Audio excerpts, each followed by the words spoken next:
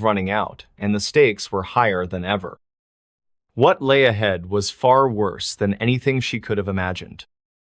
The man next door vanished, but left behind a diary that chills me to the bone. It all started on a quiet Tuesday evening in March 2021. The neighborhood of Willow Creek, located just outside Portland, Oregon, was known for its friendly residents and picturesque streets lined with maple trees. For years, everything seemed normal until the man next door disappeared. His name was Thomas Grayson, a reclusive writer who kept mostly to himself. He lived alone in a modest two-story house at 14 Elmwood Avenue, directly adjacent to my family's home. We had never spoken much beyond polite nods or the occasional wave when our paths crossed in the yard. Still, there was always something about him that felt off. Maybe it was the way he would stare into space during those rare moments we exchanged pleasantries, his eyes distant as if lost in another world entirely. Or perhaps it was the faint scent of burning incense that drifted over from his property every now and then, mingling strangely with the fresh air of spring mornings. The first sign that something was wrong came late one night. I was working on some paperwork in my study when I heard what sounded like muffled screams coming from across the fence. At first, I dismissed it as my imagination playing tricks on me. It wasn't uncommon for wind to carry odd noises through these parts, but the sound persisted, growing louder before abruptly cutting off. My curiosity got the better of me, so I decided to investigate. Grabbing a flashlight, I stepped outside and made my way toward Thomas's house. The front porch light was off, which struck me as unusual since he usually left it on even after dark. As I approached, an unsettling feeling crept over me, a sensation akin to being watched, though no one appeared to be around. Peering through the living room window, I saw nothing but shadows cast by moonlight filtering through the curtains. When I knocked on the door, there was no answer. Concerned, I tried turning the handle only to find it unlocked. Pushing it open cautiously, I called out, "Mr. Grayson, are you here?" Silence greeted me in return. Inside, the atmosphere was oppressive. Every surface seemed to hum with a strange energy, as though the very walls were alive. The air smelled damp, mixed with traces of sulfur and odor I couldn't quite place, but knew instinctively wasn't natural. Moving further into the house, I noticed small details that hinted at Thomas's abrupt departure. A coffee mug still warm on the kitchen counter, pages scattered across the dining table, each filled with frantic handwriting, and most disturbingly, a diary propped open on the bedside table in his bedroom. Curiosity overwhelmed caution as I picked up the journal. Its leather cover was worn, almost brittle, and bore strange symbols etched into the corners. Inside, the entries spanned several months, chronicling events leading up to his disappearance. Each page revealed more about Thomas than I ever imagined possible, and painted a picture far darker than I could have anticipated. I can't shake the feeling that they're watching me.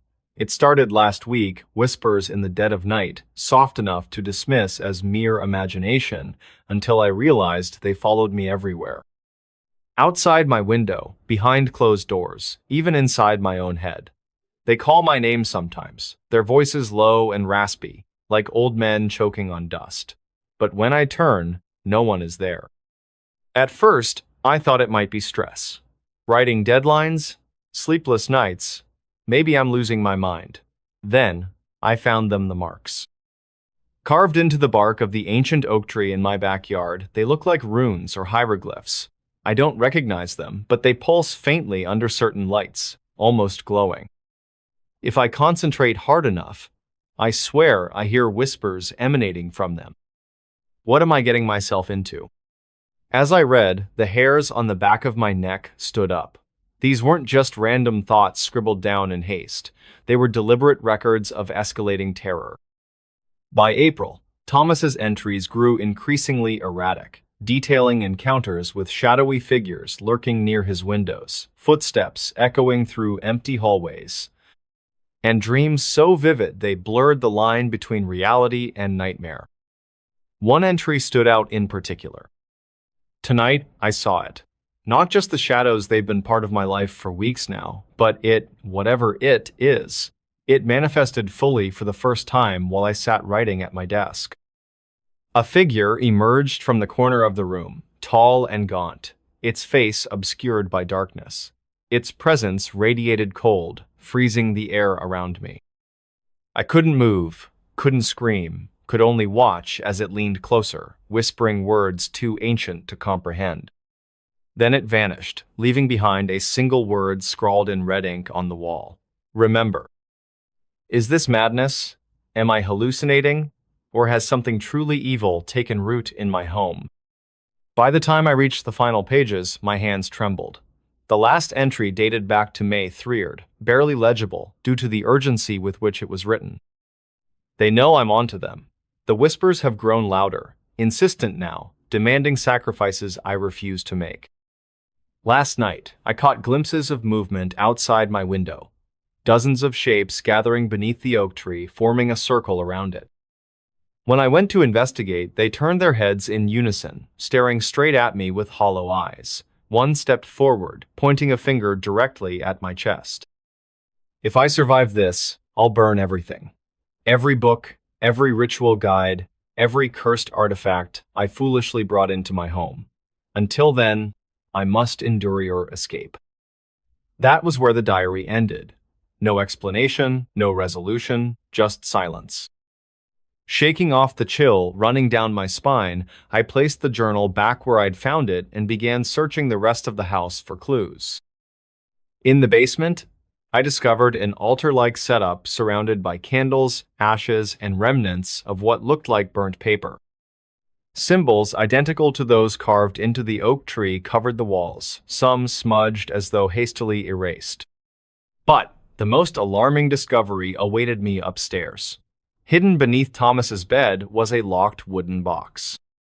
After fumbling with the latch for several minutes, I managed to pry it open, revealing its contents. Photographs of local landmarks, newspaper clippings about missing persons cases dating back decades, and a folded map marked with X's corresponding to specific locations throughout Willow Creek. Before I could examine the items further, the lights flickered violently, plunging the house into darkness. A low growl echoed through the halls, followed by the sound of heavy footsteps ascending the stairs. Panic surged within me, urging me to flee. Grabbing the box and diary, I sprinted out of the house, locking the door behind me as I ran. Back at my own home, I barricaded myself inside, heart pounding as I replayed the events of the evening in my mind. Something unnatural lingered within Thomas Grayson's house, and whatever it was, it hadn't finished with him yet. Now, days later, I sit here writing this account, piecing together fragments of information from the diary and other sources. The photos and maps hint at a pattern connecting Thomas's disappearance to others in the area, people who vanished without a trace, their homes left eerily intact like his. Could there be a larger force at play? One responsible for all these vanishings? And why does the phrase "remember" keep haunting me? As dawn breaks outside, I realize I may not have long to uncover the truth. Whatever happened to Thomas, whatever drove him to write those chilling entries, feels dangerously close to finding me next. The whispers begin again. Soft at first, then louder, filling the room with echoes of a language I don't understand. My skin prickles as I glance toward the window, catching sight of movement beyond the glass. Shadows gather, forming silhouettes that mimic human forms, their hollow eyes fixed on mine. Determined to unravel the mystery, I spent the following days poring over the contents of the box Thomas had hidden. Among the newspaper clippings were articles spanning nearly 50 years, each detailing a similar case. Individuals who vanished mysteriously from their homes, leaving behind no evidence of struggle or abduction. What connected them, however, was the location of their disappearances. All occurred near ancient oak trees scattered throughout Willow Creek. One article caught my attention in particular. Dated back to 1978, it described a group of teenagers who claimed to have witnessed strange ceremonies conducted beneath one such tree during a full moon. According to their testimony, hooded figures chanted in an unknown tongue, circling the base of the tree while holding lit torches.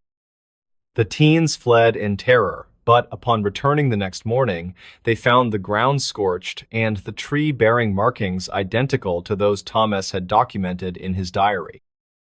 Could these rituals still be taking place? And if so, who or what was performing them? My investigation led me to the oldest resident in Willow Creek, Mrs. Eleanor Whitaker, a retired librarian with a wealth of knowledge about the town's history. She listened intently as I recounted my findings, her expression shifting from curiosity to concern. "The oaks," she murmured, her voice tinged with unease. "They've always been sacred sites for the indigenous tribes that once inhabited this land. Legends say they serve as gateways between worlds, places where the veil between reality and the supernatural thins." She paused, choosing her words carefully. In the past, settlers misinterpreted these beliefs, using the trees for their own twisted purposes. Rituals performed beneath them often invoked entities best left undisturbed. Some believe those spirits remain trapped, feeding on fear and suffering to sustain themselves. Her warning sent shivers down my spine. If Thomas had unknowingly stumbled upon one of these portals, it explained both his fascination with the oak tree in his yard and the horrors he documented in his diary. But what did it mean for me? Had I inadvertently drawn attention to myself by delving into his secrets? That night, I couldn't sleep. Every creak of the floorboards, every rustle of leaves outside my window set my nerves on edge. Around midnight, the whispers returned, this time clearer, more urgent. They weren't random sounds anymore, they formed coherent phrases, though spoken in a language I didn't recognize. Leaning closer to the window, I strained to decipher their meaning. Suddenly, the temperature in the room dropped sharply. Frost spread across the glass in intricate patterns resembling the symbols carved into the oak tree. My breath hitched as I watched the frost take shape, forming letters that spelled out a single word: come. Fear gripped me, but so did resolve. If I wanted answers, I needed to confront whatever force lay behind these events. Armed with flashlights and recordings devices, I ventured into the woods behind my house, following the map Thomas had left behind. It guided me to an ancient oak tree standing alone in a clearing, its massive branches twisting skyward like skeletal fingers. As I approached, the air grew heavier, pressing against my chest. Shadows moved at the edges of my vision, coalescing into humanoid forms that surrounded the tree. Their hollow eyes glowed faintly, reflecting a malevolent intelligence. Despite my terror, I forced myself to step closer, examining the markings etched into the bark. They pulsed faintly, as though alive, and emitted a low hum that resonated deep within my skull. Then, from somewhere within the tree, a voice spoke not aloud, but directly in my mind. It carried a tone of authority, laced with menace. "You should not have come here," it intoned. "Your kind meddles where it does not belong. Leave now, or suffer the consequences."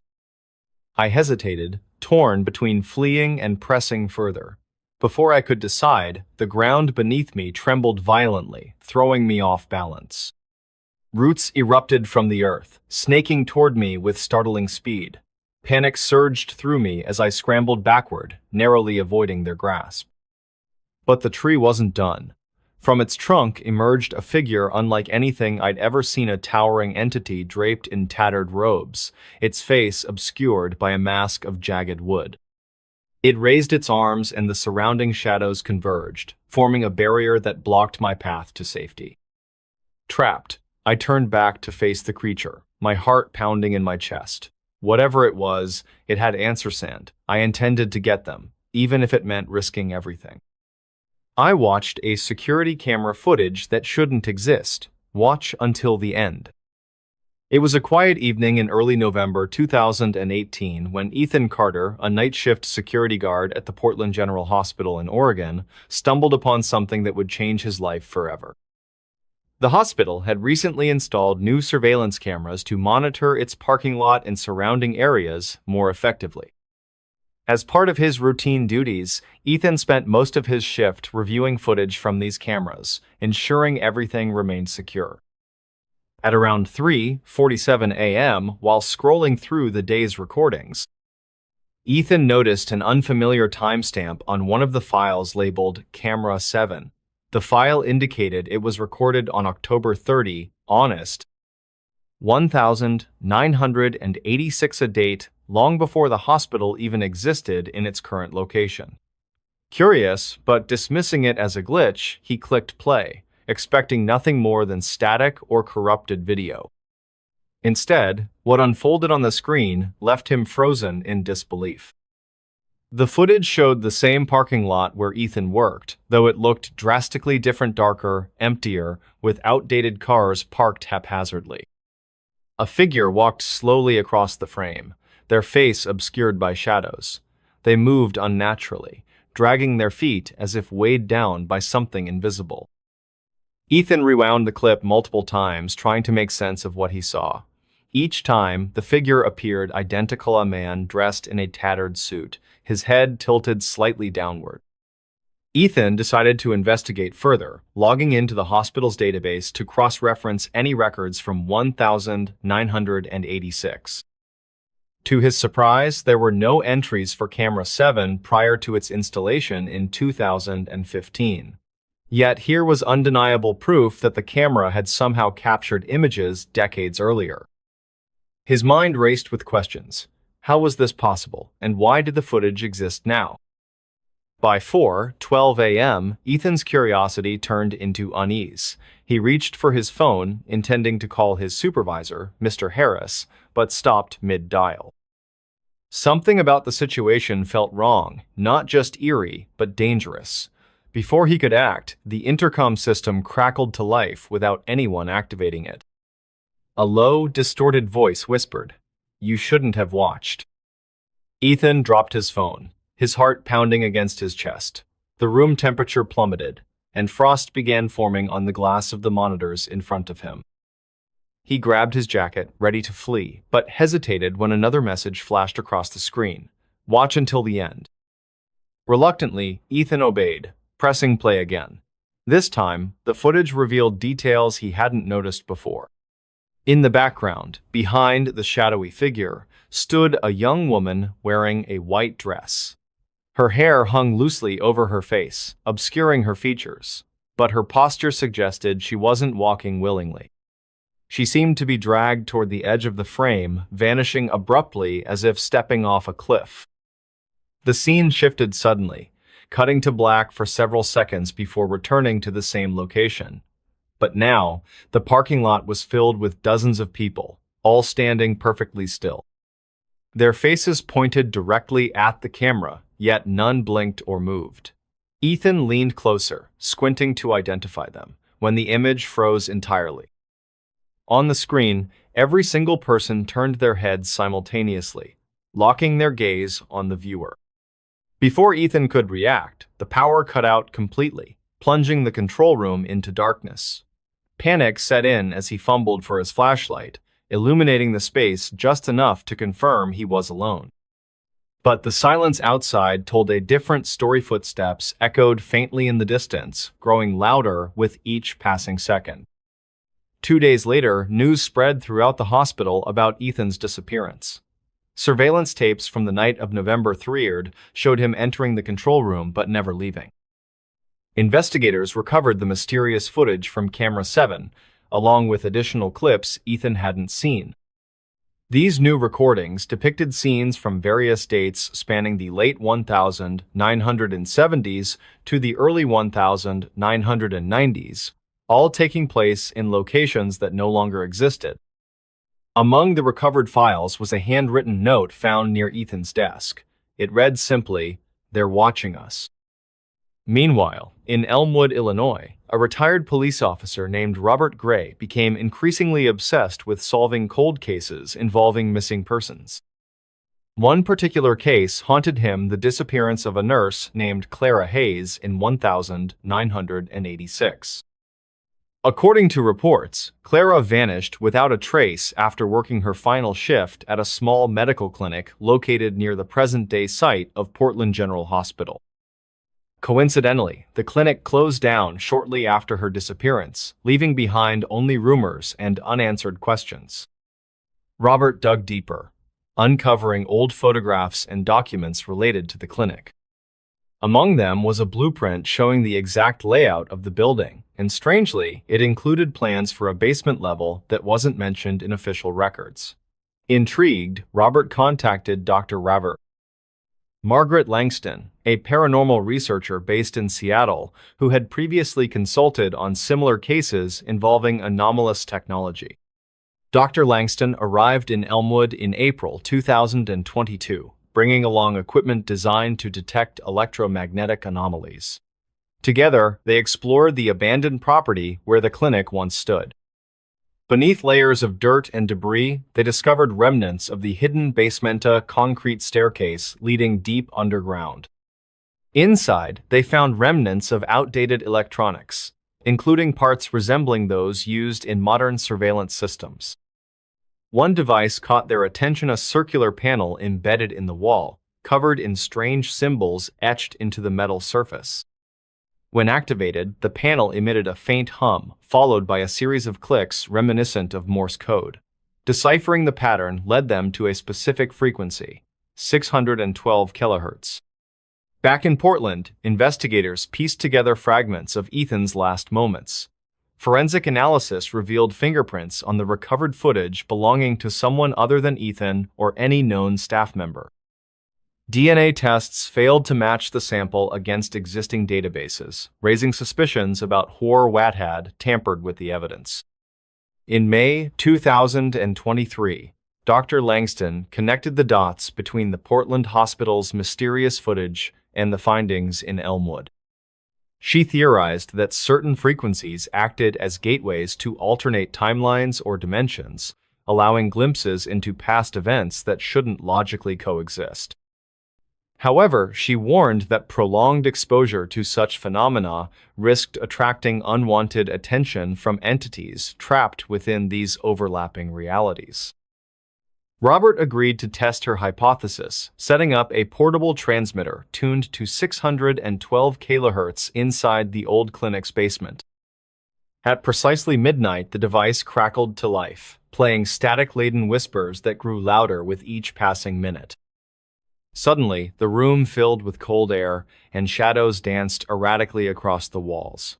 From the corner of the room emerged a faint silhouette-y woman in a white dress, her face obscured by tangled hair. "Clara?" Robert called out, his voice trembling. The figure didn't respond, but continued advancing steadily toward them. Behind her, more shapes materialized, their forms shifting unpredictably. Dr. Langston attempted to deactivate the transmitter, but the device refused to power down. Realizing they couldn't escape, the pair braced themselves for whatever came next. As dawn broke over Elmwood, search teams discovered the abandoned clinic engulfed in flames, its structure reduced to ashes. No bodies were recovered, though scattered among the ruins were pages torn from a journal belonging to Clara Hayes. Written in frantic handwriting, the entries described visions of a world consumed by darkness, populated by beings who whispered secrets meant to drive her mad. And so, the mystery deepened, connecting lives separated by decades and miles. What lay beyond the veil of reality, and how far would those involved go to uncover the truth or survive the consequences? Inside the charred remains of the clinic, a single surveillance camera still functioned, transmitting live footage to an unknown recipient. On the screen, the words scrolled silently, "Watch until the end." I recorded my bedroom for one night. What I heard still gives me chills. It was a quiet evening in March 2021 when Alex Carter, a 28-year-old software developer living in the suburbs of Portland, Oregon, decided to experiment with his new digital voice recorder. The device had been sitting unused on his desk for weeks, purchased during one of those late-night Amazon binges that often followed long hours of coding. That night, however, Something felt different off-evened, and Alex couldn't shake the feeling that he wasn't alone in his small apartment. The apartment itself was nothing special. 2 bedrooms, a modest kitchen, and a tiny balcony overlooking a busy street. Alex had moved in just 6 months prior, drawn by its affordability and proximity to work. But lately, strange things had been happening. Doors would creak open by themselves.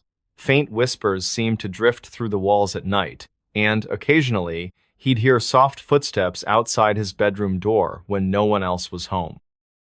At first, he dismissed it as old building quirks or overactive imagination, but the occurrences grew more frequent and unsettling. That particular Friday night, after finishing up a particularly grueling project deadline, Alex decided to test out the recorder. He placed it on his bedside table, set it to record continuously, and left it running overnight. His plan was simple: capture any unusual sounds that might explain what he'd been hearing. Then, exhausted from the week's workload, he turned off the lights and climbed into bed. The next morning, Alex woke up groggy but curious. He retrieved the recorder and plugged it into his laptop, eager to review the audio. As the playback began, all he heard were the usual nighttime noises: distant traffic, occasional creaks of the floorboards, and the soft hum of the refrigerator in the kitchen. Nothing too out of the ordinary, at least not at first. But then, around 3:14 a.m., the tone changed. A faint rustling sound came through the speakers, almost like fabric being dragged across the floor. Alex paused the recording, rewound it, and listened again. This time, he noticed something else: a low whisper, barely audible but unmistakable. It sounded distorted, as if coming from far away, yet it sent shivers down his spine. He continued listening, heart pounding faster with each passing second. The whispers grew louder, clearer, until they formed words, or rather, fragments of words. They weren't spoken in English, though. The language was unfamiliar, guttural, and unsettling. Suddenly, there was a sharp knock against the wall, followed by a chilling laugh, a childlike giggle that echoed eerily before fading into silence. Alex stopped the playback immediately, staring at the screen in disbelief. Had he really just recorded that, or was it some kind of glitch? To be sure, he replayed the segment multiple times, confirming that the sounds were indeed real. His mind raced with questions. What or who had made those noises? And why did it feel so personal? Determined to get to the bottom of this, Alex spent the rest of the day researching paranormal phenomena online. He stumbled upon forums filled with stories similar to his own, people claiming to have captured unexplainable sounds using basic recording equipment.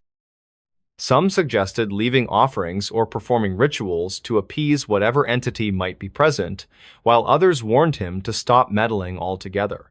None of these answers satisfied him, though. He needed concrete evidence, not speculation. That evening, Alex decided to try another experiment. This time, he positioned 3 additional recorders throughout the apartment, one in the hallway, one in the living room, and another near the front door. He also placed a camera on a tripod in his bedroom, aiming it directly at the doorway. If anything happened that night, he wanted to catch it on both audio and video. As midnight approached, Alex lay awake, unable to sleep. Every little noise, the hum of the air conditioner, the rustle of leaves out, seemed amplified in his mind. Finally, exhaustion took over, and he drifted off, leaving the devices running. When he woke up the following morning, the first thing he did was check the recordings. The hallway and living room devices picked up nothing unusual, but the one in his bedroom told a different story. Around 2:57 a.m., the same eerie laughter from the previous night could be heard, only this time it was accompanied by something else, a rhythmic tapping sound, like fingers drumming against wood. Then, without warning, the laughter stopped abruptly, replaced by a deep growl that reverberated through the room. Alex froze, rewinding the clip repeatedly to make sure he wasn't imagining things. The growl sounded primal, animalistic, and utterly terrifying. It was followed by a series of muffled thuds, as though someone or something was pacing back and forth. Turning his attention to the camera footage, Alex discovered something even stranger. For most of the night, the video showed nothing out of the ordinary. But during the exact moments when the growls occurred, the image flickered slightly, as if disrupted by an invisible force. More alarmingly, a shadowy figure appeared briefly in the corner of the frame, standing motionless near the doorway before vanishing completely. Alex sat back in his chair, stunned. Whatever was haunting his apartment wasn't imaginary, it was real, and it seemed to be growing bolder. Over the next few days, Alex documented every strange occurrence meticulously. The noises continued. More whispers, more laughter, more inexplicable sounds, but now they were joined by physical manifestations. Objects would move on their own, doors would slam shut, and once he even caught a glimpse of a fleeting shadow darting past the bathroom mirror. Desperate for help, Alex reached out to a local paranormal investigator named Marcus Kane, whose YouTube channel featured dozens of videos exploring haunted locations across the Pacific Northwest. To his surprise, Marcus agreed to visit the apartment, intrigued by the detailed logs Alex provided. On the appointed evening, Marcus arrived carrying an array of specialized equipment, EMF detectors, thermal cameras, and even a Ouija board. Together, they set up shop in Alex's living room, reviewing the recordings and discussing potential explanations. Marcus listened intently, nodding along as Alex recounted everything that had happened since the initial recording. "I've seen cases like this before," Marcus admitted cautiously. "Sometimes, entities attach themselves to specific places or objects. Other times, they're drawn to certain individuals. Based on what you've described, it sounds like we're dealing with something intelligent and possibly malevolent." Before Alex could respond, the EMF detector began beeping wildly, its needle swinging erratically. Both men exchanged uneasy glances, then followed the readings to the hallway, where the device pointed toward Alex's bedroom door. Slowly, Marcus opened it, revealing a scene that neither of them expected. Inside, the temperature had dropped noticeably, creating a thick layer of condensation on the walls. The air smelled stale, almost suffocating. In the center of the room stood the tripod holding the camera, tilted slightly downward as if disturbed. Beneath it lay a single object Alex didn't recognize, a small, ornate box carved with intricate patterns. "What is that?" Marcus asked, pointing to the box. Alex shook his head, equally confused. "I've never seen it before. It wasn't here yesterday." Marcus carefully picked up the box, examining it closely. These symbols, they look ancient, almost ritualistic. He flipped it open, revealing several items inside: a fragment of blackened candle wax, a strand of hair, and a folded piece of paper covered in handwritten text. Before either man could read the note, the lights in the apartment began flickering uncontrollably. A cold breeze swept through the room despite all the windows being closed. Alex felt a presence behind him and turned quickly, but no one was there. Instead, he saw the camera lens reflecting an image that shouldn't have been possible, a pair of glowing red eyes staring straight at him. And then, the real nightmare began. Let's begin. I opened the locked room in my house. You won't believe what I found inside. It was a quiet evening in October when everything changed. The sun had already dipped below the horizon, casting long shadows across the small town of Willow Creek, nestled deep within the Appalachian Mountains. The air carried a crisp chill that hinted at winter's approach, and the faint rustling of leaves outside my window added to the serene yet unsettling atmosphere. I lived alone in an old Victorian house inherited from my late grandmother, a place filled with memories, but also secrets I hadn't yet uncovered. Before we begin, tell me, where are you listening from, and what time is it there? At around 8:00 p.m., as I sat by the fireplace flipping through one of her old photo albums, something caught my attention. A key rested quietly between the pages of the album, its brass surface tarnished with age. Curiosity bubbled up inside me. Where did this key belong? My grandmother never mentioned anything about it during her lifetime. After some thought, I decided to investigate further. The house itself was vast, with many rooms left untouched for years. One room, however, stood out, a locked door on the second floor that I had always avoided opening. There was something about it, something eerie. But now, holding the mysterious key, I felt compelled to face whatever lay beyond that door. Taking a deep breath, I climbed the creaking wooden staircase, each step echoing softly in the stillness of the night. As I reached the second floor, the dim light from the hallway barely illuminated the corridor. My heart pounded against my chest as I inserted the key into the lock. With a soft click, the door opened slowly, revealing a dusty room shrouded in darkness. Inside, the air smelled musty, like forgotten books and aged wood. Moonlight streamed through a single cracked window, casting pale streaks across the floor. In the center of the room stood an antique dresser, its surface scratched and worn. Beside it, an old rocking chair swayed gently, despite there being no breeze. This sight sent a shiver down my spine. How could it be moving? I paused here, letting the tension build before continuing. Approaching the dresser cautiously, I opened the top drawer. Inside, I found stacks of yellowed letters tied together with fraying string. Carefully untying them, I began to read. Each letter told a haunting tale of a man named Henry, who once lived in this very house over a century ago. He spoke of strange occurrences, noises in the walls, footsteps in empty hallways, and whispers coming from nowhere. His words painted a picture of paranoia and fear, culminating in his disappearance without a trace. As I finished reading the last letter, a sudden noise startled me. It came from behind the dresser, a low groaning sound, almost like breathing. My mind raced. Should I leave, or should I press on? Gathering my courage, I moved the heavy dresser aside to reveal a hidden compartment carved into the wall.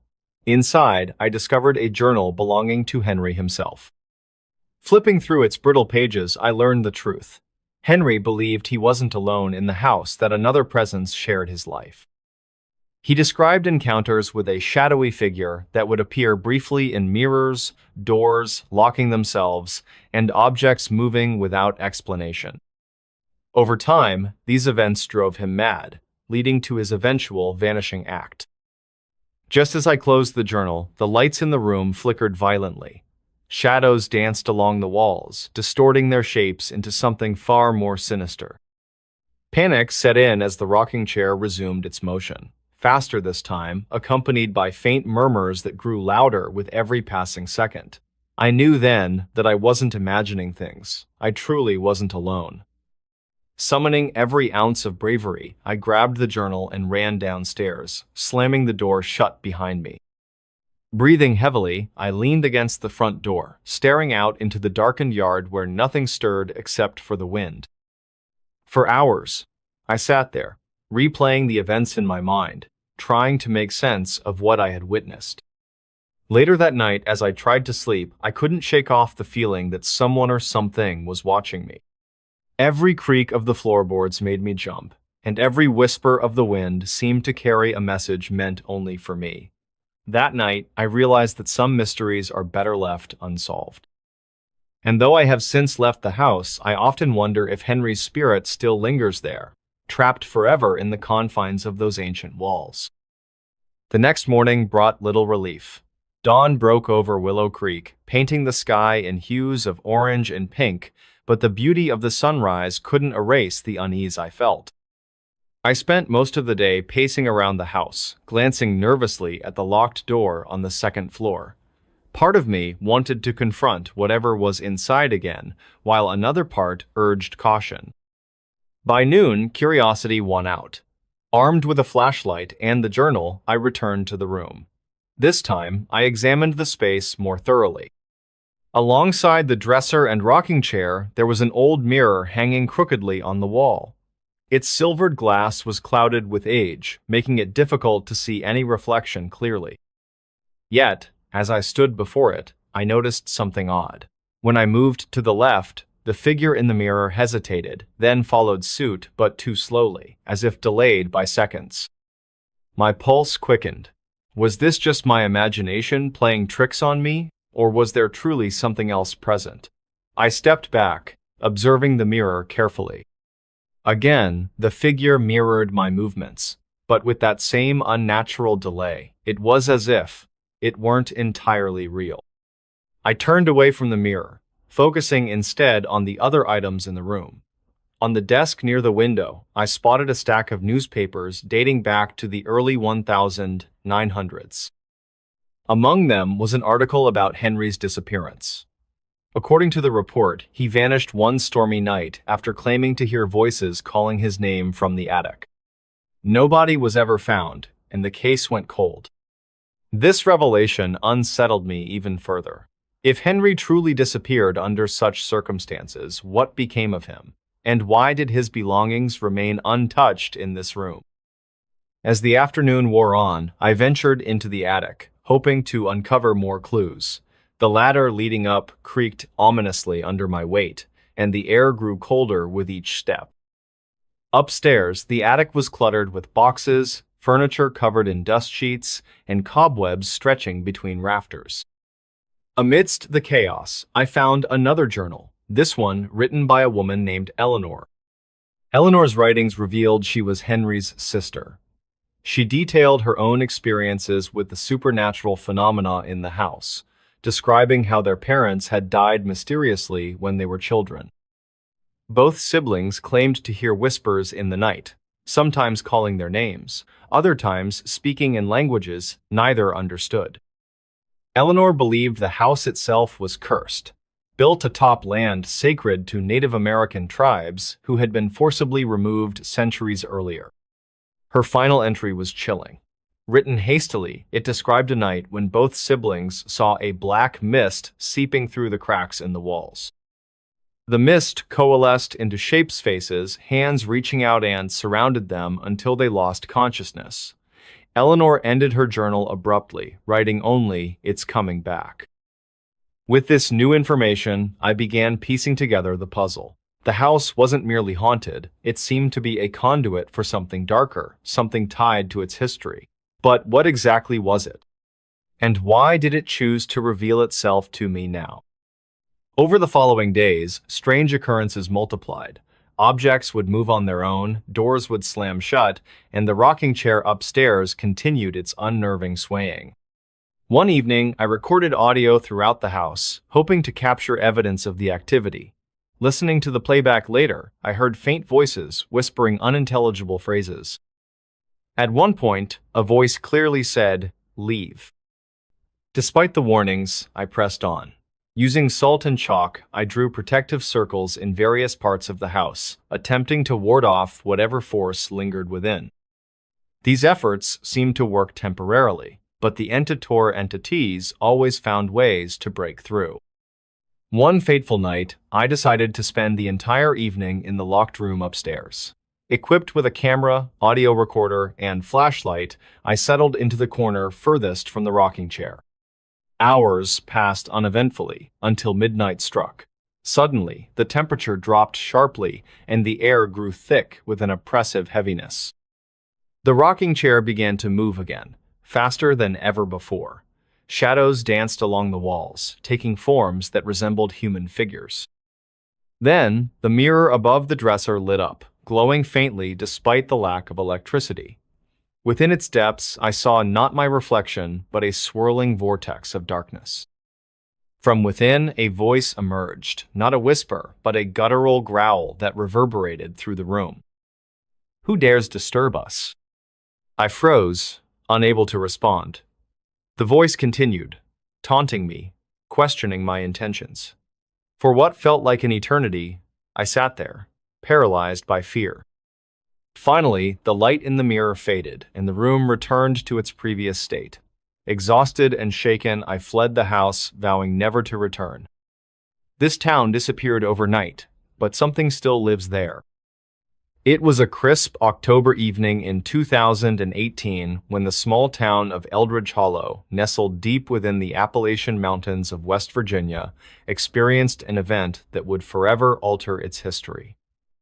The population had dwindled over the years to just under 300 residents, most of whom were descendants of the original settlers from the early 19th century. Life there was simple, quiet, and predictable until the night everything vanished. The date was October 17th, 2018. A local farmer named Jacob Monroe noticed something peculiar as he drove home after checking on his livestock around midnight. His headlights illuminated a thick fog rolling down the mountain, unlike anything he'd ever seen before. It wasn't the usual mist common to the area. This one seemed alive, swirling and twisting like some kind of sentient entity. Curiosity got the better of him, so he decided to investigate further despite his better judgment telling him otherwise. He parked his truck near the edge of town where Main Street began and stepped out into the cold air. The silence was unnerving. No crickets, no wind rustling through the trees, nothing but the sound of his own breathing. As Jacob approached the first house, he realized it was completely dark inside, even though he knew for a fact Mr. and Mrs. Peterson always left their porch light on at night. Intrigued, he walked up to the front door and knocked loudly. There was no answer. Jacob tried the handle, which turned surprisingly easily, considering how protective the elderly couple usually were about locking their doors. Stepping inside cautiously, he called out, "Mr. Peterson? Mrs. Peterson?" There was still no response. What greeted him instead was an eerie scene. Dinner sat half-eaten on the table. A television droned softly in the living room, and personal belongings lay scattered carelessly across the floor as if someone had been in a hurry to leave.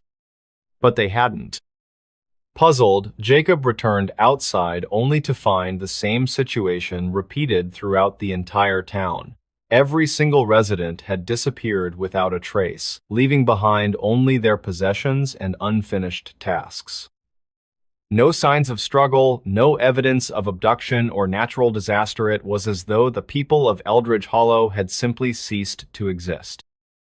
Local authorities arrived shortly afterward following Jacob's frantic call, but even with extensive searches using helicopters, drones, and ground teams, not a single person could be found. By morning, news outlets picked up the story, dubbing it the vanishing of Eldridge Hollow. Speculation ran rampant. Theories ranged from alien abductions to government experiments gone wrong. However, none of these explanations held water against the overwhelming lack of evidence supporting them. As weeks turned into months, interest waned and life moved on elsewhere. But for those who lived nearby, strange occurrences continued long after the media circus dispersed. Farmers reported hearing faint whispers carried by the wind late at night, while hikers claimed seeing fleeting shadows darting between the trees surrounding what remained of the abandoned town. In April 2023, a group of college students from Marshall University decided to explore Eldridge Hollow during spring break, hoping to uncover clues others might have missed. Their leader, Emily Carter, was particularly intrigued by paranormal phenomena and believed there might be more to the disappearance than met the eye. Armed with cameras, audio recorders, and EMF detectors, the five-person team set up camp near the old schoolhouse located at the center of town. Their first night passed uneventfully aside from occasional creaks and groans typical of old buildings settling under changing temperatures. On the second day, however, things took a darker turn. While exploring the basement of the church, Emily noticed strange markings carved into the stone walls.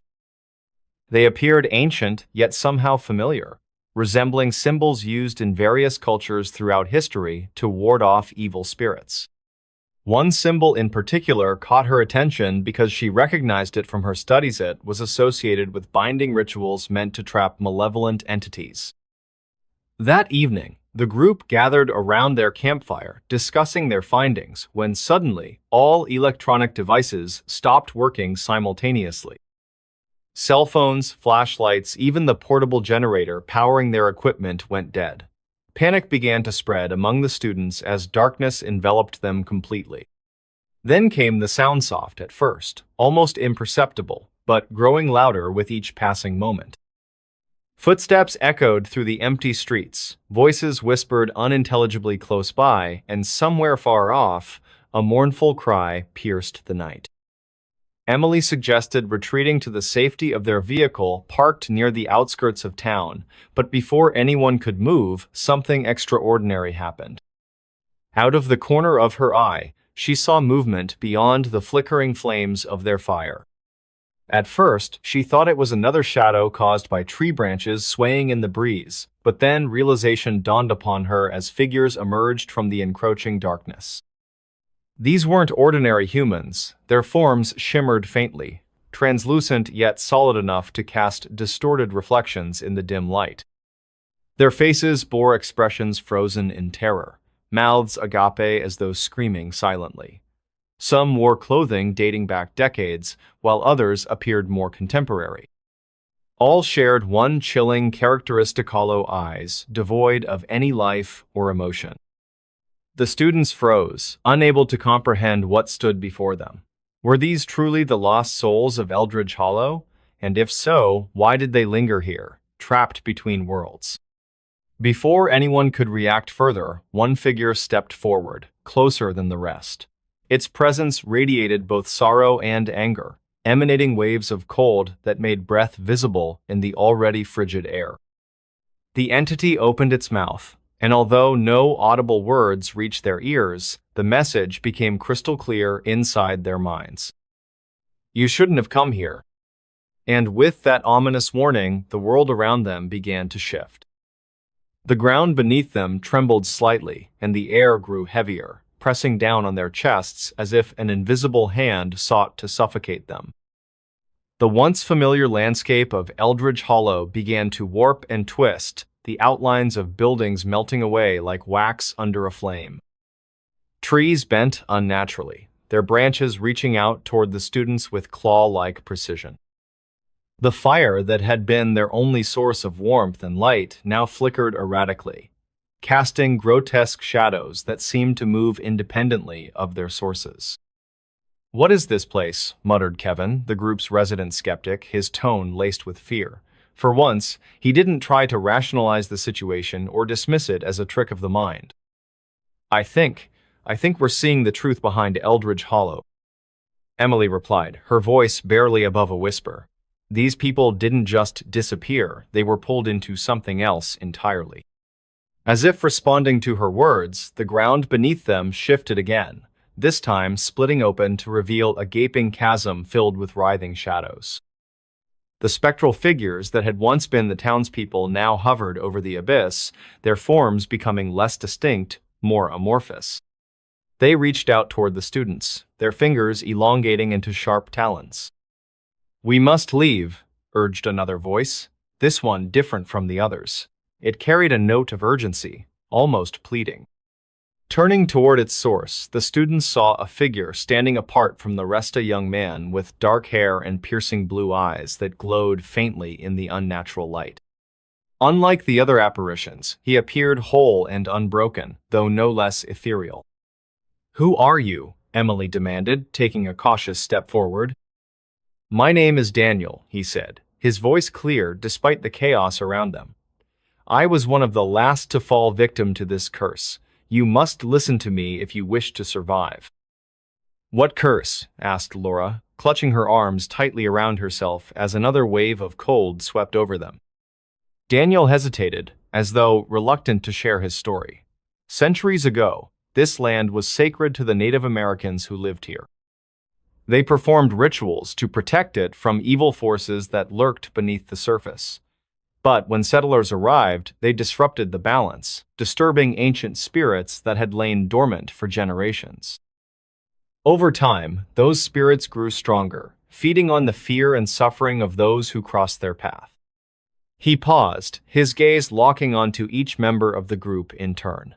By the early 2000s, the town had become a prison, its inhabitants trapped between worlds. On October 17, 2018, the barrier finally collapsed, pulling everyone inside into this realm. Now, it seeks to claim new victims. "But why us?" Kevin asked, his voice shaking. "We didn't mean to intrude." "That doesn't matter." Daniel replied grimly. Once you stepped foot in Eldridge Hollow, you became part of its cycle. The only way to break free is to reverse the ritual that bound these spirits to the land. And how do we do that? Emily pressed, her heart pounding in her chest. Daniel gestured toward the chasm. Deep within that void lies the heart of shadows, a crystal formed from the concentrated hatred of the trapped souls. If you can retrieve it and destroy it, the curse will end, but beware, for the spirits will stop at nothing to prevent you from succeeding. Before anyone could respond, the ground trembled violently, throwing them off balance. The spectral figures surged forward, their cries of anguish turning into deafening roars. The chasm widened, spewing forth tendrils of darkness that wrapped around their legs, pulling them closer to the edge. "Follow me," Daniel shouted, sprinting toward the nearest rock formation. "If we can reach the heart, we might still have a chance." The students exchanged panicked glances before breaking into a run, their footsteps echoing against the cavernous landscape. Behind them, the spirits pursued relentlessly, their forms merging into a single, monstrous entity that towered above the plains. Its mouth opened wide, revealing rows of jagged teeth, and a guttural roar shook the very foundation of the world. As they ran, Daniel explained the layout of the realm, pointing out landmarks that would guide them toward the heart of shadows. Along the way, they encountered obstacles designed to test their resolve. Illusions meant to confuse them, traps hidden within the terrain, and moments of doubt that threatened to tear them apart from within. At one point, Kevin stumbled and fell, his ankle twisting painfully beneath him. "Leave me," he cried, tears streaming down his face as the shadowy tendrils crept closer. "Save yourselves." "No," Emily snapped, grabbing his arm and hauling him to his feet.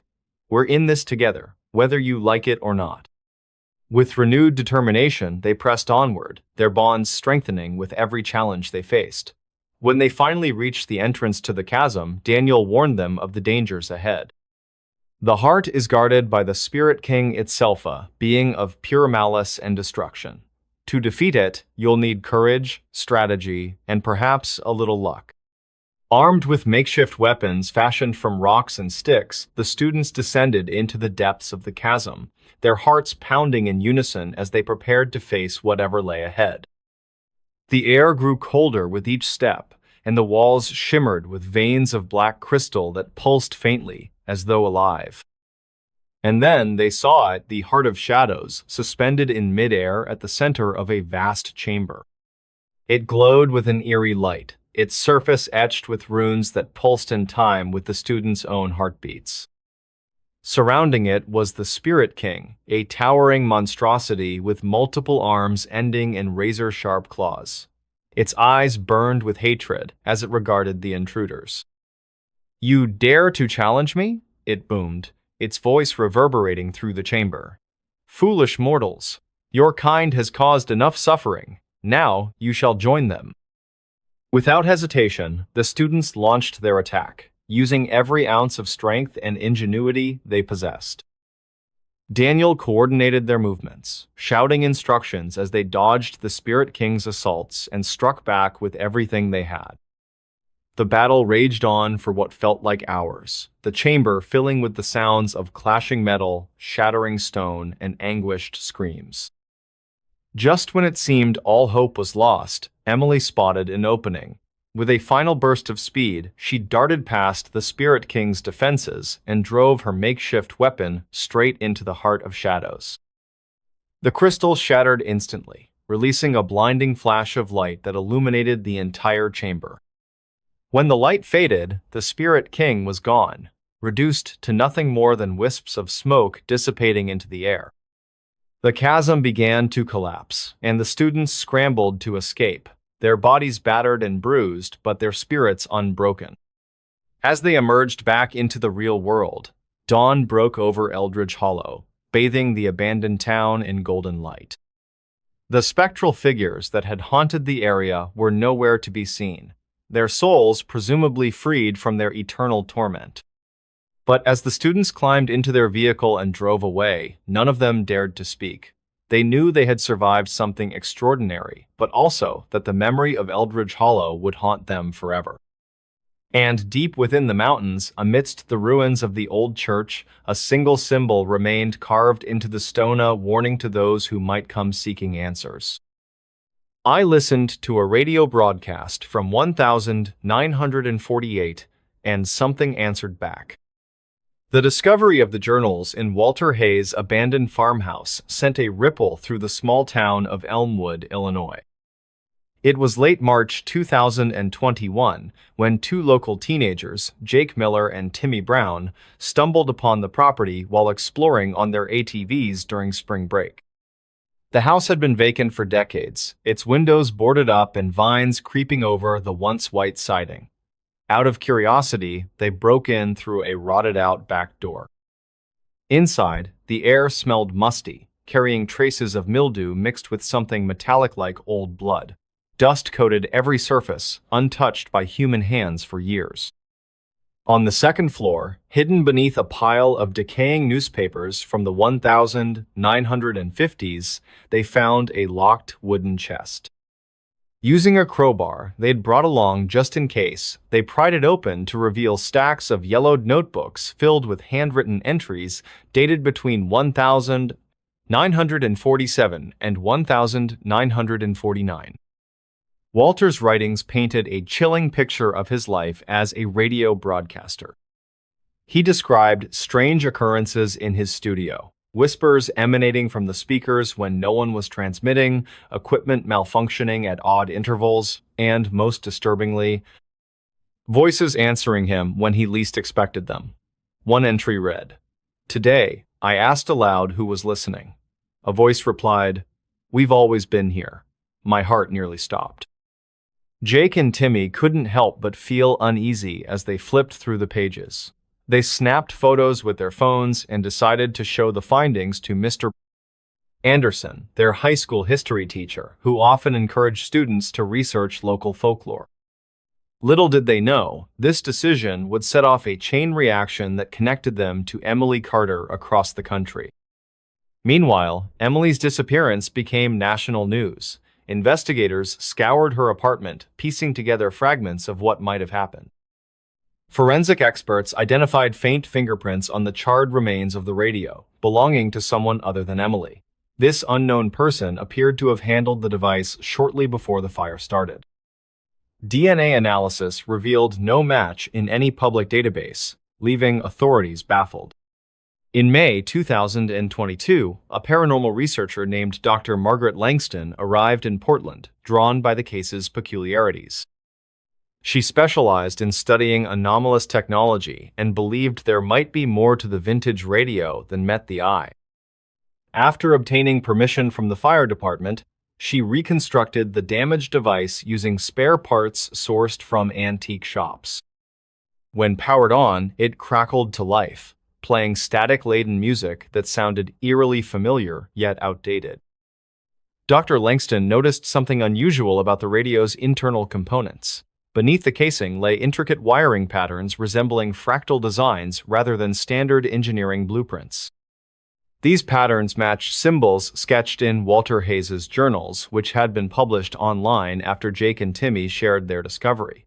Coincidence? Or evidence of a deeper connection? Back in Elmwood, Mr. Anderson organized a team of volunteers to search the surrounding woods near Walter Hayes' farmhouse.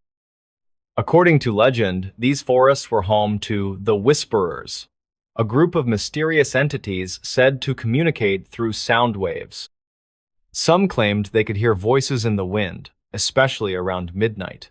Skeptical but intrigued, the group ventured out one moonlit night armed with recording equipment. At precisely 12:03 a.m., their microphones picked up a series of low-frequency tones followed by distorted words. Transcribed later, the message read, "Tell Emily we're waiting."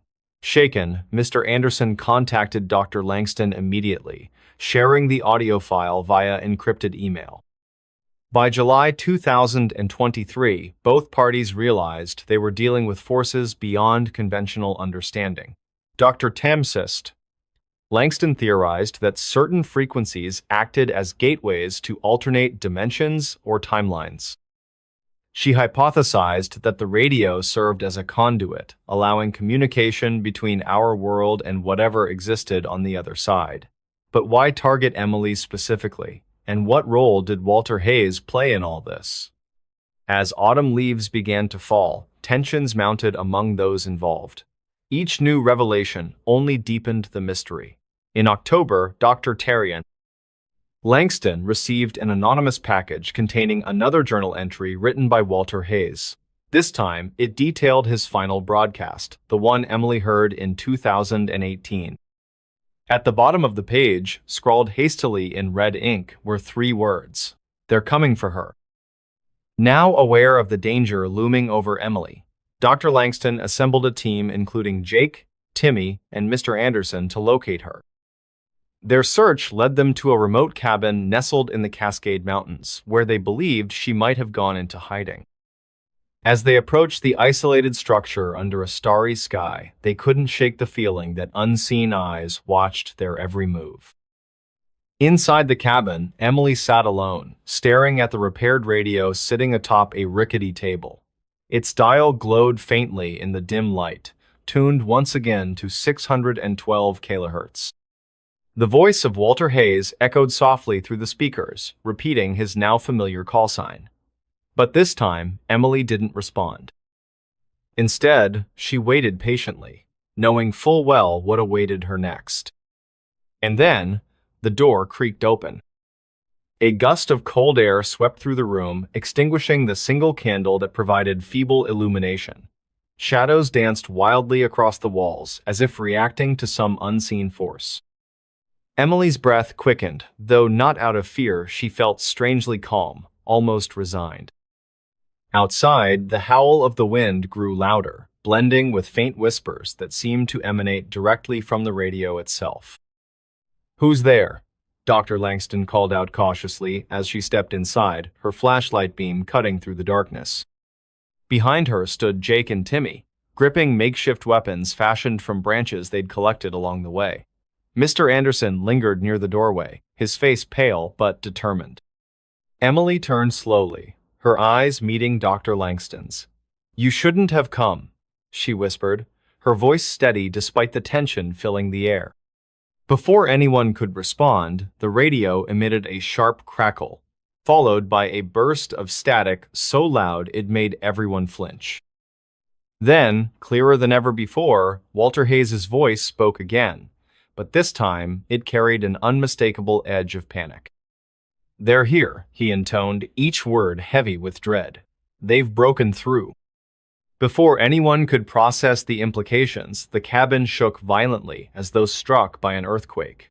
Books tumbled from shelves, and the wooden floor groaned ominously beneath their feet.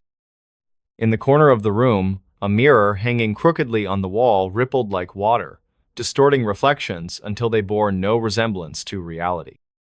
From within the warped glass emerged shapes indistinct figures cloaked in shadow, their forms shifting unpredictably.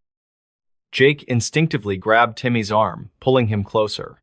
"What are those things?" he stammered, his voice trembling. "I don't know," Dr. Langston admitted, her scientific training momentarily overshadowed by raw fear.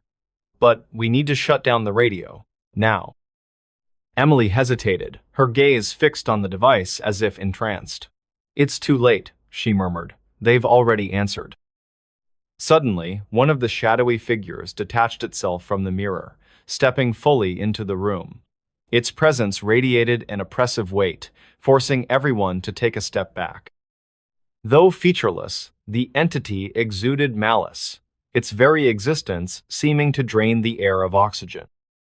More shapes followed suit, emerging not only from the mirror but also from the corners of the room, materializing as if summoned by some invisible command. Mr. Anderson raised his hand, attempting to shield himself and the others. "Stay back," he shouted, though his voice lacked conviction. The shadows paid him no heed, advancing steadily toward the group. In desperation, Dr. Langston lunged for the radio, fumbling with the dials in an effort to disrupt the frequency. Sparks flew as she twisted the knobs, creating bursts of static that temporarily drowned out Walter Hayes' voice. For a brief moment, the entities paused, their movements faltering as if disoriented. But the respite was short-lived. Soon enough, they resumed their approach, undeterred by the interference. Emily finally snapped out of her trance-like state, grabbing Dr. Langston's wrist. "Don't stop," she urged. "Keep trying. If we can sever the connection, maybe we'll stand a chance." Working together, the two women adjusted the radio settings methodically, guided by intuition rather than logic. Meanwhile, Jake and Timmy used their makeshift weapons to fend off the closest shadows, striking blindly at anything that came within reach. Their efforts proved futile. The entities moved with fluid grace, slipping past blows as though untouchable. Amidst the chaos, Mr. Anderson noticed something peculiar about the radio's wiring. Attached to one of the internal components was a small piece of paper bearing a handwritten note. "To close the gate, you must complete the cycle." Below the instruction were coordinates latitude and longitude that corresponded to a location deep within the forest surrounding Walter Hayes' farmhouse. Without hesitation, he shouted the information to the others. "There's a way to stop this. We have to go back to Illinois." Though skeptical, the group agreed there was no better option. With the radio in tow, they fled the cabin, pursued relentlessly by the shadowy figures. The journey ahead promised peril and uncertainty, but one thing remained clear. The answers they sought lay buried in the past, and perhaps the key to survival rested in completing the enigmatic cycle hinted at in Walter Hayes' cryptic message. They said this doll was cursed, but that's not the scariest part. The room seemed to pulse with an otherworldly energy as Marcus and Emily pressed forward, determined to help Elizabeth. The whisper had confirmed their suspicions. She was bound not by malice but by fear, trapped between worlds due to the promise she'd made long ago. Now they faced the daunting task of breaking that vow without unleashing unforeseen consequences. Marcus adjusted his position, placing a hand on the table where Clara rested. His voice carried a mix of authority and compassion as he spoke directly into the void. "Elizabeth," he began, his tone measured yet firm. "We know you're here. We can feel your presence. It's time to let go." For several moments, silence reigned supreme. Then, like ripples spreading across water, the air around them began to shift. A faint glow emanated from Clara's porcelain body, casting eerie shadows on the walls. The temperature continued to drop, and Emily instinctively pulled her sweater tighter around her shoulders. "I don't want to leave," came another whisper, this time tinged with desperation. It wasn't anger or hostility, it was pure terror. Elizabeth's spirit clung to the doll, not out of hatred, but because it represented safety, even in death. "It's okay," Emily found herself saying, her voice trembling but resolute. "You're safe now. You don't have to stay here anymore. Let us help you." The response was immediate. The glow intensified, illuminating the room in a ghostly light. Shadows flickered erratically, almost as if struggling against some invisible force. Marcus nodded encouragingly at Emily, signaling for her to continue. "You made a promise a long time ago," Emily said softly. "But promises aren't forever, Elizabeth. Sometimes, we need to break them so we can move on. Please, trust us." The response was immediate. The glow surrounding Clara flared brighter, momentarily blinding both Emily and Marcus. When their vision cleared, they saw something neither had expected: a translucent figure standing before them. It was a young girl, no older than 10, dressed in period clothing. Her wide eyes were filled with equal parts fear and hope. "Will it hurt?" she asked, her voice barely above a whisper. "No," Marcus replied gently. "It won't hurt, but you have to be brave. Are you ready?" Elizabeth hesitated, glancing down at Clara. For a moment, it seemed as though she might refuse. Then, slowly, she extended a hand toward the doll. As her fingers brushed against the porcelain surface, a wave of energy surged through the room, knocking over chairs and extinguishing the candles. When the chaos subsided, Clara lay motionless on the table, devoid of any supernatural aura. And Elizabeth, she was gone. Or so it seemed.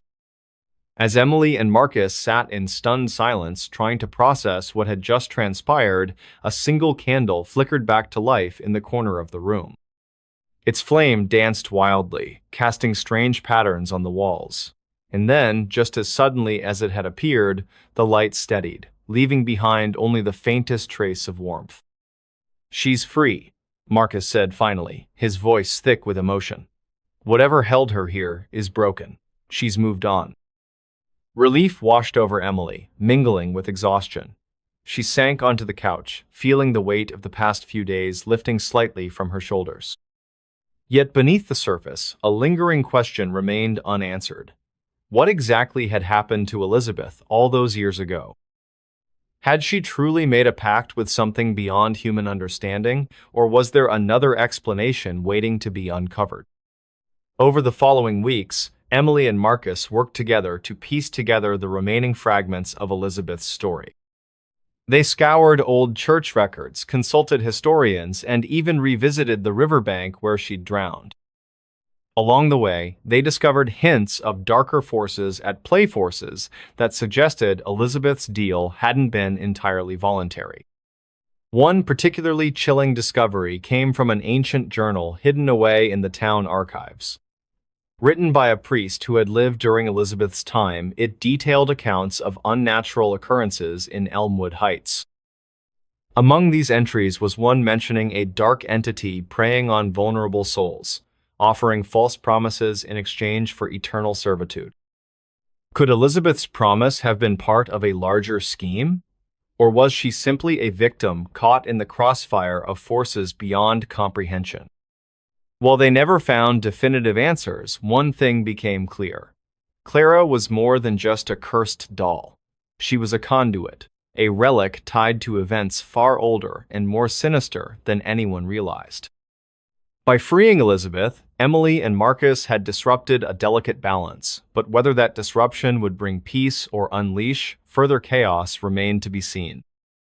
In the end, Emily decided to donate Clara to a historical museum, ensuring the doll would remain under close supervision rather than falling into the wrong hands. Marcus returned to his investigations, vowing to dig deeper into the mysteries surrounding Elmwood Heights. And Emily? She moved on, carrying with her the knowledge that some stories are meant to be told and others are best left buried. But late at night, when the wind howled through the trees and the moon cast silvery light across her bedroom window, Emily couldn't shake the feeling that someone or something was still watching. Not maliciously, not threateningly, but with an unspoken curiosity, as if waiting patiently for the next chapter to unfold. I spent one night alone in a cemetery. Here's what recorded on my phone. It all started on a chilly October evening in 2019. The date was October 27th, just 3 days before Halloween. I still remember the exact moment when my curiosity got the better of me. My name is Alex Carter, and at that time I was living in the small town of Willow Creek, nestled in the heart of Ohio. It's one of those towns where everyone knows each other, and local legends are passed down from generation to generation. That particular night, I found myself standing at the entrance of St. Mary's Cemetery. The place had been abandoned for years, its once pristine grounds now overgrown with weeds and ivy. The iron gates creaked as the wind picked up, sending shivers down my spine even before I stepped inside. I had heard stories about this cemetery since I was a child, tales of a ghostly figure seen wandering among the tombstones after midnight, and strange lights that would appear in the distance. But what really drew me here was something different. Earlier that week, while exploring old newspaper archives online, I stumbled upon an article from 1982. It mentioned a series of unexplained disappearances in the area during the late 70s and early 80s. All the victims were last seen near this very cemetery. Some claimed they had heard laughter coming from the shadows just before vanishing without a trace. The air was thick with anticipation as I entered the cemetery at exactly 11:45 p.m. My phone's flashlight barely pierced through the darkness, casting long, distorted shadows across the weathered gravestones. The moon hung low in the sky, partially obscured by thin clouds that drifted lazily overhead. The temperature dropped noticeably as I ventured deeper into the labyrinth of tombs and mausoleums. I decided to record everything using my phone, hoping to capture some evidence of whatever supernatural phenomena people spoke about. As I walked, I noticed how eerily quiet it was. No crickets, no owls, not even the rustling of leaves despite the gentle breeze. It felt unnatural, almost as if the entire world held its breath waiting for something to happen. At precisely 12:15 a.m., I reached the oldest section of the cemetery, where many of the graves dated back to the mid-1800s. There stood a large marble angel statue, its face worn smooth by decades of exposure to the elements. According to legend, this was the spot where most sightings occurred. Standing there under the pale glow of my phone screen, I couldn't shake the feeling that I was being watched. Suddenly, a faint sound broke the silence. The soft click of heels against stone. It came from somewhere behind me but faded quickly into the distance. I turned around, scanning the area with my flashlight, yet saw nothing unusual. Still, my instincts told me to stay put and keep recording. Minutes passed, each one stretching longer than the last until finally, at 12:37 a.m., I captured something extraordinary. On the video playback, you can clearly see a shadow moving between two tombstones far ahead. But here's the strange part. There shouldn't have been enough light for such distinct movement. And when I zoomed in later, I could make out a figure wearing what appeared to be an antique dress, her hair flowing freely in the non-existent wind. She seemed to be watching me intently before disappearing completely behind another headstone. By now, my heart was pounding so hard I thought it might burst out of my chest. Yet, instead of leaving immediately, I chose to follow the path she had taken. Each step felt heavier than the last, as though invisible forces resisted my progress. When I arrived at the location where she vanished, I discovered something unsettling. Fresh footprints pressed into the damp earth, leading toward the center of the cemetery. Following these tracks brought me to an open clearing surrounded by towering oaks, whose branches intertwined high above like skeletal fingers reaching for the heavens. In the middle of the clearing lay an ancient oak tree with a hollow trunk wide enough for someone to crawl inside. Curiosity overcoming fear, I approached cautiously, shining my light into the dark cavity within. Inside, I found remnants of burnt candles scattered around alongside pieces of torn fabric and strange symbols etched into the bark. They looked familiar somehow, reminding me of images I'd seen in books about occult practices. But before I could examine them further, the atmosphere changed dramatically. The wind howled louder now, carrying whispers that seemed to form words in a language I didn't recognize. Then, without warning, my phone battery died completely, plunging me into total darkness. As I stood there, unable to see anything beyond arm's length, panic began creeping in. The whispers grew louder, forming coherent sentences, though none made sense to me. Suddenly, I felt a cold presence brush past my shoulder, followed by a chilling laugh echoing through the clearing. Time seemed to stretch infinitely as every second dragged on endlessly. Regaining composure slightly, I fumbled in my pocket for matches I always carried, just in case. After several failed attempts due to trembling hands, I managed to strike one against the box. The tiny flame illuminated only a small portion of my surroundings, but revealed enough to send shockwaves through my body. Surrounding the clearing were more figures, their silhouettes barely distinguishable amidst the encroaching darkness. They moved silently, circling the clearing much like predators stalking prey. One figure stepped forward, closer than the others. Its outline resembled that of a woman draped in tattered clothing reminiscent of Victorian fashion. Her face remained obscured, hidden beneath layers of fog-like substance swirling around her head. However, her eyes glowed faintly, piercing through the gloom with an intensity that sent chills coursing down my spine. Desperation fueled adrenaline, allowing clearer thinking, despite overwhelming terror. Using the match's remaining light, I located a loose rock nearby and prepared to defend myself should the situation escalate further. Meanwhile, the entity continued advancing slowly, maintaining eye contact while emitting guttural sounds akin to reversed speech patterns often associated with paranormal investigations. Moments later, another unexpected event unfolded. From the direction of the cemetery entrance came beams of light cutting through the dense veil of night. Shouts echoed faintly, growing louder as whoever approached drew nearer. Relief washed over me temporarily until realization struck. Entering such places alone wasn't wise, especially after witnessing phenomena defying explanation.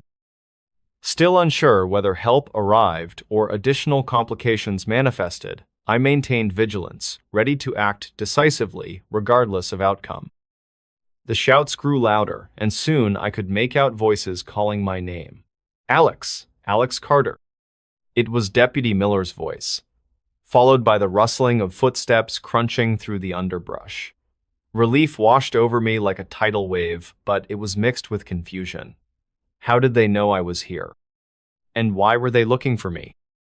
I raised my voice, shouting back as loudly as I could, hoping they would hear me over the howling wind. Over here, I'm in the clearing. Within moments, flashlight beams pierced the darkness, illuminating the area around me. Deputy Miller appeared first, his face pale but determined. Behind him came two other officers, their expressions grim as they scanned the surroundings. The figures that had been circling me vanished almost instantly, leaving no trace behind except for an unsettling silence. "What are you doing here, Alex?" Deputy Miller asked, his tone both concerned and accusatory. "This place hasn't been safe since. Well, you know the history." I don't know," I stammered, still trying to process everything that had happened. I just wanted to see if there was any truth to the stories, but then I saw something, or someone. Miller exchanged a glance with one of the other officers before turning back to me. "Let's get you out of here. We'll talk about this later." As we made our way back toward the cemetery gates, I noticed something strange. The footprints I had followed earlier were gone, as if they had never existed. Even the disturbed earth around the ancient oak tree looked untouched, perfectly smooth as though nothing had ever disturbed it. My mind raced with questions, but I kept quiet, unsure of what to say. Back at the sheriff's station, Miller grilled me for hours, asking about every detail of my experience. He seemed particularly interested in the symbols I had found on the tree and the figure in the Victorian dress. When I mentioned the reversed speech patterns, he went completely silent, his expression unreadable. Later that night, after being released from questioning, I returned home, exhausted but unable to sleep. I replayed the video footage on my phone, zooming in on the shadowy figure I had captured. To my surprise, when I slowed down the playback, I could hear faint whispers in the background. They weren't random sounds, they formed words, though distorted and difficult to understand. One phrase stood out clearly: "You shouldn't have come." The next morning, I visited the local library, searching through old records and newspaper clippings related to St. Mary's Cemetery. That's when I discovered something chilling. In 1873, a young woman named Eleanor Whitmore disappeared under mysterious circumstances. Her body was never found, but locals reported seeing her ghost wandering the cemetery late at night. According to the articles, she had worn a Victorian-era dress and had long flowing hair. Further digging revealed more disturbing details. Eleanor had been part of a secret occult group that practiced rituals in the cemetery's clearing. Their activities were believed to have caused a rift between worlds, allowing entities to cross over into ours. Some claimed these beings were responsible for the unexplained disappearances in the late 70s and early 80s. Armed with this new information, I returned to the sheriff's office, eager to share my findings with Deputy Miller. However, when I arrived, I was told he had taken a sudden leave of absence, citing personal reasons. His desk was cleared out, and none of the other officers seemed willing to discuss the case further. Days turned into weeks, and though I tried to put the incident behind me, it haunted me constantly. Every time I closed my eyes, I saw the glowing eyes of the entity in the clearing, or heard the chilling laughter echoing through the dark. Then, one evening, while reviewing the video footage again, I noticed something I had missed before. In the corner of the screen, just before the battery died, there was a reflection in the lens of face peering directly at me. It wasn't the figure in the Victorian dress, it was someone else entirely. Someone who looked eerily familiar. My own face stared back at me, but it wasn't the Alex Carter I knew. This version of me wore a sinister smile, its eyes filled with malice. Before I could process what I was seeing, the image flickered and disappeared, leaving only static on the screen. That night, I packed my bags and left Willow Creek, never looking back. I haven't returned since, and I doubt I ever will. But sometimes, late at night, I still hear whispers coming from my phone even when it's powered off. And occasionally, when I check the camera roll, I find new videos I don't remember recording. They always show the same thing. Me standing alone in the cemetery, surrounded by shadows that move too quickly to be human. And in the background, the same chilling phrase repeats over and over. You shouldn't have come. There's a secret message hidden in this old lullaby. Can you hear it? The whispers grew louder, forming a cacophony of voices that seemed to come from every direction. Emily clutched the box tightly, her knuckles white with tension. The torches lining the walls flickered erratically, casting long, distorted shadows that danced across the narrow passageways. Each step she took echoed through the tunnels, blending with the eerie lullaby that now played in perfect harmony with the whispers. She reached a fork in the tunnel, unsure which path to take. To her left, the air smelled of damp earth and decay, while to her right, the scent of burning wood filled her nostrils. Instinctively, she chose the latter, following the trail of smoke until she emerged into a vast underground chamber. The room was illuminated by a massive fire pit at its center, casting an orange glow over the ancient symbols etched into the stone walls. In the middle of the chamber stood an altar, upon which rested a single objecta small, intricately carved wooden doll. Its eyes were painted black, and it seemed to stare directly at Emily as if aware of her presence. She approached cautiously, her footsteps muffled by the thick carpet of ash covering the floor. As she drew closer, the doll's gaze became more intense, making her skin crawl. Suddenly, the ground beneath her feet trembled violently, causing her to stumble backward. From the shadows surrounding the chamber, figures began to emerge, men and women dressed in tattered robes, their faces obscured by hoods. They moved silently, forming a circle around the altar, leaving Emily trapped between them and the exit. One of the figures stepped forward, lowering their hood to reveal a gaunt face with hollow eyes. "You shouldn't have come here," the figure said in a voice that sounded both male and female at the same time. "This place is not meant for outsiders." Emily swallowed hard, trying to steady her voice. "Who are you, and what does this have to do with my grandmother?" The figure tilted its head slightly, as if considering whether to answer. "Your grandmother knew more than she let on," it replied cryptically. "She tried to stop it, but failed. Now, the cycle must continue." "What cycle?" Emily demanded, her frustration mounting. "And what does this doll have to do with anything?" The figure extended a bony hand toward the doll, and the flames in the fire pit flared higher, illuminating the room even brighter. "That doll is the key," it explained. "It holds the essence of the Watcher, bound within its confines for centuries.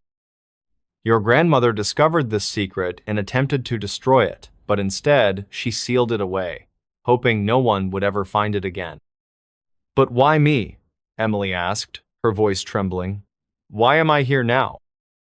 The figure paused, glancing briefly at the others in the circle before returning its gaze to Emily. "Because you carry the mark," it whispered, reaching out to touch her forehead. Emily flinched but couldn't move away. Beneath the figure's fingertips, she felt a strange warmth spreading across her skin, followed by a sharp pain. When the figure removed its hand, Emily saw a faint scar etched into her skin, a symbol identical to those on the parchment she had found earlier. Her mind reeled as she processed what this meant. Was she somehow connected to the Watcher, or was she merely another pawn in a much larger game? Before she could ask further questions, the ground shook once more, this time with enough force to send everyone sprawling. The fire pit erupted into a wall of flames, blocking off any escape routes. The figures in the circle began chanting in unison, their words unintelligible yet unmistakably sinister. Emily backed away, clutching the box to her chest. She realized she had only one option: to use the items inside the box to fight back. Opening it hastily, she pulled out the locket, the key, and the parchment. The red symbols on the parchment glowed brighter, reacting to the energy in the room. Without thinking, she placed the key onto the parchment, aligning it with one of the symbols. Instantly, a blinding light erupted from the combination, forcing everyone in the chamber to shield their eyes. When the light faded, Emily found herself alone in the room, the figures and the altar gone. In their place stood a mirror-like surface, reflecting her image perfectly, but something was wrong. The reflection smiled wickedly, revealing sharp teeth that Emily didn't possess. "Welcome," the reflection said, its voice echoing within her mind. "I've been waiting for you." Emily froze, unsure whether to run or confront the entity staring back at her. The doll on the altar twitched slightly, as if alive, drawing her attention back to the center of the room. Slowly, she turned to face it, realizing that whatever happened next would determine not just her fate, but the fate of everyone connected to this cursed house. And so, the battle began not with weapons or brute force, but with secrets untold and truths hidden deep within the shadows of Willow Creek. Emily had unlocked a door that should have remained closed, and now there was no turning back. As the reflection continued to speak, its voice weaving through her thoughts like a venomous serpent, Emily felt her resolve harden. She remembered the journal entries, the warnings scribbled in desperation by her grandmother. There had to be a way to reverse whatever curse this was. But first, she needed to understand the full extent of what she was dealing with. The doll suddenly emitted a low hum, vibrating softly against the altar. Emily's heart raced as she noticed the black-painted eyes shifting, almost as if they were tracking her movements. She hesitated for a moment, then slowly approached the altar, her hand trembling as she reached for the doll. The moment her fingers brushed against its wooden surface, the room plunged into darkness. A cold wind swept through the chamber, extinguishing the remaining embers of the fire pit. Emily could hear faint laughter echoing all around her, though she couldn't pinpoint its source. Panic set in, but she forced herself to remain calm. Using the glow of the still luminous parchment, she examined the doll more closely. Carved into its back was a series of runes that matched the ones on the parchment. It was as if the doll itself held answers, if only she could decipher them. Her thoughts were interrupted by the sound of footsteps approaching from behind. Spinning around, she saw the shadowy figure from earlier reappearing, though this time it wasn't alone. More hooded figures materialized out of the darkness, encircling her once again. Their chanting resumed, louder and more insistent than before. "You cannot win," the lead figure intoned, stepping closer. "The Watcher has chosen you. Resistance is futile." Emily gritted her teeth, refusing to give in to fear.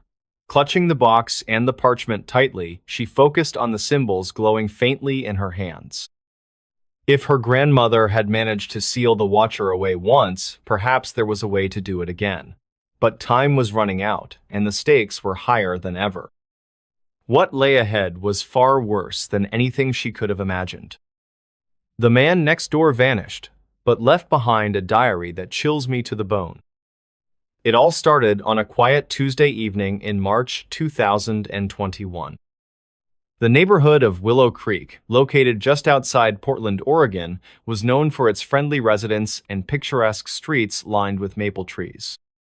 For years, everything seemed normal until the man next door disappeared. His name was Thomas Grayson, a reclusive writer who kept mostly to himself. He lived alone in a modest two-story house at 14 Elmwood Avenue, directly adjacent to my family's home.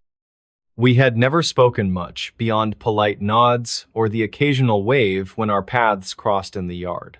Still, there was always something about him that felt off. Maybe it was the way he would stare into space during those rare moments we exchanged pleasantries, his eyes distant as if lost in another world entirely. Or perhaps it was the faint scent of burning incense that drifted over from his property every now and then, mingling strangely with the fresh air of spring mornings. The first sign that something was wrong came late one night. I was working on some paperwork in my study when I heard what sounded like muffled screams coming from across the fence. At first, I dismissed it as my imagination playing tricks on me. It wasn't uncommon for wind to carry odd noises through these parts, but the sound persisted, growing louder before abruptly cutting off. My curiosity got the better of me, so I decided to investigate. Grabbing a flashlight, I stepped outside and made my way toward Thomas's house. The front porch light was off, which struck me as unusual since he usually left it on even after dark. As I approached, an unsettling feeling crept over me, a sensation akin to being watched, though no one appeared to be around. Peering through the living room window, I saw nothing but shadows cast by moonlight filtering through the curtains. When I knocked on the door, there was no answer. Concerned, I tried turning the handle only to find it unlocked. Pushing it open cautiously, I called out, "Mr. Grayson, are you here?" Silence greeted me in return. Inside, the atmosphere was oppressive. Every surface seemed to hum with a strange energy, as though the very walls were alive. The air smelled damp, mixed with traces of sulfur and odor I couldn't quite place, but knew instinctively wasn't natural. Moving further into the house, I noticed small details that hinted at Thomas's abrupt departure. A coffee mug still warm on the kitchen counter, pages scattered across the dining table, each filled with frantic handwriting, and most disturbingly, a diary propped open on the bedside table in his bedroom. Curiosity